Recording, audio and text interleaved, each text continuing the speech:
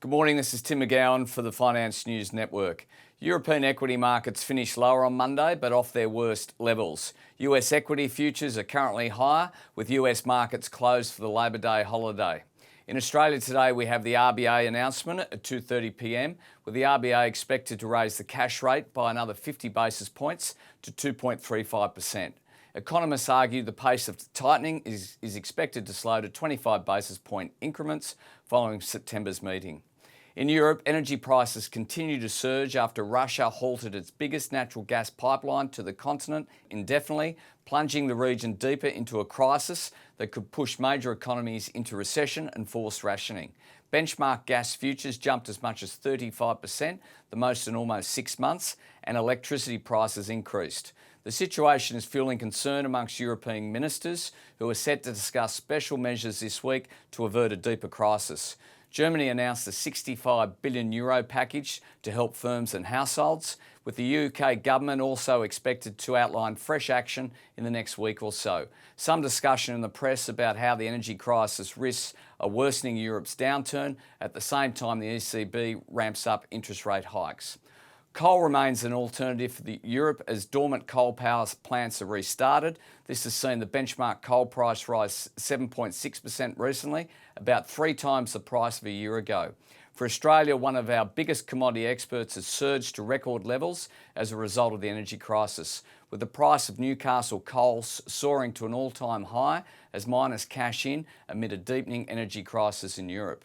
The price of thermal coal rose to a new high recently, with Newcastle futures trading above $648 a tonne, more than doubling since the start of 2022. Australian coal producers have been the market's star performers year to date, with Whitehaven up 225%, Stanmore Resources up 144%, and Terracom up 450%. In M&A news, CVS Health has reached a deal to acquire in-home healthcare company Signify Health for about $8 billion, the company said on Monday. CVS said it will pay $30.50 a share in cash for Signify, an acquisition that would build on its growing healthcare services. Signify provides technology and analytics to help with in-home patient care. The deal comes as competitors from Amazon to Walgreens are moving further into the healthcare sector. In July, Amazon announced it was acquiring primary care provider One Medical for around $4 billion. And in China news, some 60 million people are facing more COVID lockdowns. The country is becoming increasingly isolated as the rest of the world largely abandons restrictions. It's also suffering economically. Nearly 3 years of scattered lockdowns have disrupted exports and sent unemployment soaring, especially amongst young people.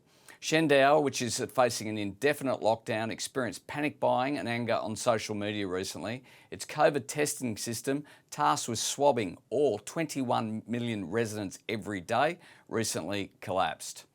President Xi has staked his claim on zero COVID, framing it as proof of the Communist Party's strength. On the currency front, one Australian dollar has strengthened slightly compared to the US dollar yesterday, buying around 68 US cents. In the commodity front, we have iron ore futures pointing to a 2.2% gain. Gold closed flat. Silver was up 0.8%, and copper added 1.3%, with oil gaining 2.2%. On the ASX today, the SPI futures are pointing to a flat start. This is Tim McGowan for the Finance News Network. Have a good day.